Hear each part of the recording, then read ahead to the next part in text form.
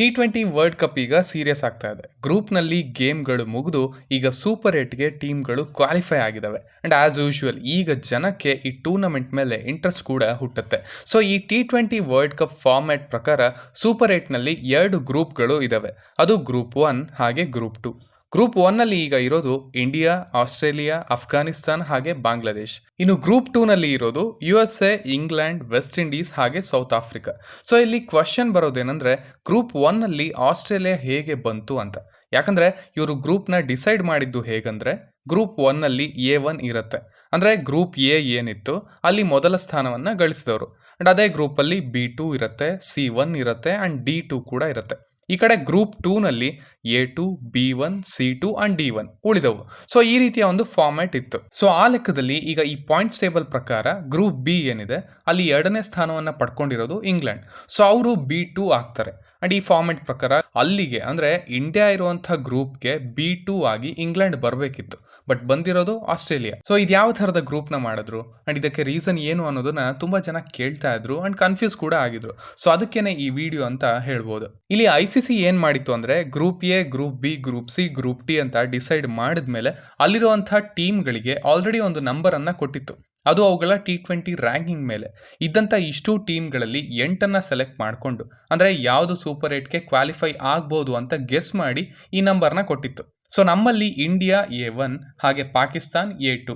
So ಇಲ್ಲಿ ನಾವು ಗ್ರೂಪಲ್ಲಿ 2ನೇ ಸ್ಥಾನವನ್ನು ಪಡ್ಕೊಂಡಿದ್ರು ಕೂಡ ನಾವು A1 ಆಗೇ ಉಳಿತಾ ಇದ್ವಿ ಅಂಡ್ ಸೂಪರ್ ಏಟ್ನಲ್ಲಿ ಗ್ರೂಪ್ 1ಗೆನೆ ಹೋಗ್ತಾ ಇದ್ವಿ. ಅಂಡ್ ಇಲ್ಲಿರೋ ಇನ್ನೊಂದು ವಿಷಯ ಏನಂದ್ರೆ ಅಕಸ್ಮಾತ್ ಅನ್ಕೊಂಡಿರೋ 8 ಟೀಮ್ಗಳಲ್ಲಿ ಯಾವ್ದಾದ್ರೂ ಸೂಪರ್ ಏಟ್ಗೆ ಬರಲಿಲ್ಲ ಅಂದ್ರೆ ಆ ಟೀಮ್ನ ನಂಬರ್ ಏನಿರುತ್ತೆ ಅದನ್ನ ಬಂದಿರೋಂಥ ಟೀಮ್ ತಗೊಳುತ್ತೆ.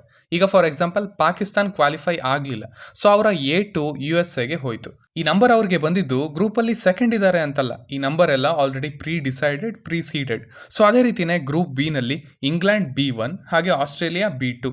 ಈಗ ಆಸ್ಟ್ರೇಲಿಯಾ ಮೊದಲ ಸ್ಥಾನದಲ್ಲಿ ಇದ್ದಾರೆ, ಆದರೆ ಹಂಗಂತ ಅವರು B1 ಆಗಲ್ಲ, ಅವರು B2 ಆಗೇನೆ ಇರ್ತಾರೆ ಅಂಡ್ ಗ್ರೂಪ್ 1ಗೆನೆ ಸೇರ್ಕೊಳ್ತಾರೆ. ಇದೇ ಥರ ಗ್ರೂಪ್ ಸಿ ನಲ್ಲಿ ನ್ಯೂಜಿಲೆಂಡ್ C1 ಆಗಿತ್ತು, ವೆಸ್ಟ್ ಇಂಡೀಸ್ C2 ಆಗಿತ್ತು. ಆದರೆ ನ್ಯೂಜಿಲೆಂಡ್ ಅನ್ಫಾರ್ಚುನೇಟ್ಲಿ ಕ್ವಾಲಿಫೈ ಆಗಲಿಲ್ಲ. ಸೊ C1 ಅಫ್ಘಾನಿಸ್ತಾನ್ ಆಯಿತು. ಅಕಸ್ಮಾತ್ ಅದು ಸೆಕೆಂಡ್ ಪ್ಲೇಸ್ನಲ್ಲಿ ಕ್ವಾಲಿಫೈ ಆಗಿದ್ರು ಕೂಡ ಅದು C1 ಆಗೇ ಉಳಿದಿರೋದು ಗ್ರೂಪ್ 1ಗೆನೆ ಸೇರಿರೋದು. ಗ್ರೂಪ್ ಟಿನಲ್ಲಿ ಶ್ರೀಲಂಕಾ D2, ಬಟ್ ಅದರ ಬದಲು ಈಗ ಬಾಂಗ್ಲಾದೇಶ್ ಇದೆ. ಸೊ ಈಗ ಗ್ರೂಪ್ಗಳ ವಿಚಾರಕ್ಕೆ ವಾಪಸ್ ಬರೋದಾದರೆ ಸೂಪರ್ ಏಟ್ನಲ್ಲಿ ಗ್ರೂಪ್ 1ನಲ್ಲಿ ಇಂಡಿಯಾ, ಆಸ್ಟ್ರೇಲಿಯಾ, ಅಫ್ಘಾನಿಸ್ತಾನ್ ಹಾಗೆ ಬಾಂಗ್ಲಾದೇಶ್. ಗ್ರೂಪ್ 2ನಲ್ಲಿ USA, ಇಂಗ್ಲೆಂಡ್, ವೆಸ್ಟ್ ಇಂಡೀಸ್ ಹಾಗೆ South Africa. So ICC already ಯಾವ್ಯಾವ ಟೀಮ್ ಸೂಪರ್ ಏಟ್ಗೆ ಬರುತ್ತೆ, ಯಾವ ಗ್ರೂಪಲ್ಲಿ ಇರುತ್ತೆ ಅನ್ನೋದನ್ನ ಫಿಕ್ಸ್ ಮಾಡ್ಕೊಂಡಿತ್ತು. ಇದೊಂಥರ ತಪ್ಪಲ್ವಾ? ಪಾಯಿಂಟ್ಸ್ ಟೇಬಲ್ ಪ್ರಕಾರ ಆಗಬೇಕಲ್ವಾ ಇದು ಅಂತ ಅನ್ಕೊಂಡ್ರೆ ಎಸ್, ಕರೆಕ್ಟ್. ಹೀಗಾದಾಗ ಪಾಯಿಂಟ್ಸ್ ಟೇಬಲ್ಗೆ ಏನು ಬೆಲೆ ಇಲ್ಲದ ಹಾಗೆ ಆಗುತ್ತೆ. ಅಪ್ಸೆಟ್ಗಳು ಆದ್ವು, ಒಂದಷ್ಟು ಟೀಮ್ಗಳು ಹೊರಗೆ ಹೋದ್ವು. ಇಲ್ಲ ಅಂದಿದ್ರೆ ಇದೇನೋ ಈ ಮೆಥಡ್ ಅಷ್ಟೊಂದು ಸರಿ ಅಂತ ಅನ್ಸಲ್ಲ. ಇನ್ನು ಇಲ್ಲಿ ಇಂಡಿಯಾ ಟೀಮಿನ ಮ್ಯಾಚ್ಗಳ ವಿಚಾರಕ್ಕೆ ಬಂದರೆ 20ನೇ ತಾರೀಕಿಗೆ ಇಂಡಿಯಾ ವರ್ಸಸ್ ಅಫ್ಘಾನಿಸ್ತಾನ್ ಇದೆ, 22ನೇ ತಾರೀಕಿಗೆ ಇಂಡಿಯಾ ವರ್ಸಸ್ ಬಾಂಗ್ಲಾದೇಶ್ ಇದೆ, 24ನೇ ತಾರೀಕಿಗೆ ಇಂಡಿಯಾ ವರ್ಸಸ್ ಆಸ್ಟ್ರೇಲಿಯಾ ಇದೆ. ಸೊ ಈ ಎಲ್ಲ ಮ್ಯಾಚ್ಗಳು ಕೂಡ ರಾತ್ರಿ 8 ಗಂಟೆಗೆ ಪ್ರಸಾರ ಆಗುತ್ತೆ. ಸೊ ಇದರಿಂದ ಒಂದು ಅರ್ಥ ಮಾಡ್ಕೊಳ್ಬೋದು, ಏನಂದ್ರೆ ಇವರು ಈ ಥರ ನಂಬರ್ ಕೊಟ್ಟಿರೋದು ಈ ಮ್ಯಾಚ್ಗಳನ್ನು ಕರೆಕ್ಟಾಗಿ ಶೆಡ್ಯೂಲ್ ಮಾಡೋದಕ್ಕೆ, ವ್ಯೂವರ್ಶಿಪ್ ಬಗ್ಗೆ ನೋಡ್ಕೊಳ್ಳೋದಕ್ಕೆ, ನಂತರ ಟ್ರಾವೆಲಿಂಗ್ನಲ್ಲಿ ಏನು ತೊಂದರೆ ಆಗದೆ ಇರೋದಕ್ಕೆ ಅಂತ ಅನ್ಕೊಳ್ಬೋದೇನು. ಆಲ್ರೆಡಿ ಯಾರು ಎಲ್ಲಿ ಆಡ್ತಿದ್ದಾರೆ ಅಂತ ಗೊತ್ತಿದ್ರೆ ಅದನ್ನು ಸ್ಪೆಷಲಿ ಜನ ಕಾನ್ಸಂಟ್ರೇಟ್ ಮಾಡಿ ನೋಡೋವಂಥ ಸೂಪರ್ ಏಟ್ನ ಚೆನ್ನಾಗಿ ಪ್ಲ್ಯಾನ್ ಮಾಡ್ಬೋದು, ನಡ್ಸ್ಕೊಡ್ಬೋದು ಅಂತ ಇರ್ಬೋದು. ಯಾಕಂದರೆ ಈಗಿನ T20 ವರ್ಲ್ಡ್ ಕಪ್ 2 ಕಂಟ್ರಿಗಳಲ್ಲಿ ಆಗ್ತಾ ಇದೆ, ಹಾಗೆಯೇ ಟೈಮಿಂಗ್ ಕೂಡ ತುಂಬಾ ಚೇಂಜ್ ಆಗ್ತಾ ಇದೆ. ಎನಿವೇಸ್ ಅದನ್ನು ಅವರಿಗೆ ಬಿಟ್ಬಿಡೋದು ಒಳ್ಳೆಯದು.